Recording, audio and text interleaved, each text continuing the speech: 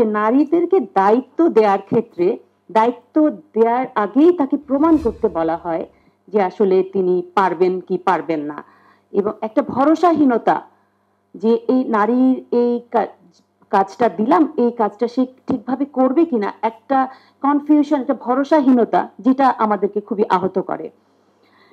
এবং সাংবাদিকতায় যেটা আমার কাছে যেটা মনে হয় যে একটা ভীষণ একটা স্টেরিওটিপিক্যাল একটা কনসেপ্ট কাজ করে যে নারীর জন্য স্পেসিফিক কিছু এরিয়া আছে, সেখানে তারা কাজ করবে, সেখানে তারা কভার করবে, এছাড়া এর বাইরে যেতে পারবে না। আপনি দেখেন ম্যাক্রো ইকোনমিক ল্যান্ডস্কেপে নারীর আসলে কতটুকু পদার্পণ ঘটেছে।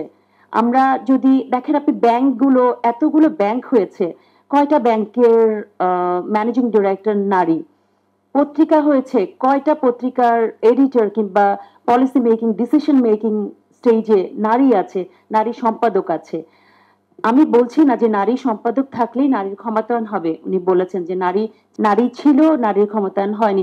আমার কাছে মনে হয় যে আমরা we should encourage women empowerment, and economic empowerment is the কি অফ উইমেন এম্পাওয়ারমেন্ট। লাইক আপনার কাছে যদি অর্থনৈতিক ক্ষমতাটা থাকে, আপনার যদি অর্থনৈতিক এম্পাওয়ারমেন্ট হয়, পলিটিক্যাল এম্পাওয়ারমেন্ট হয়,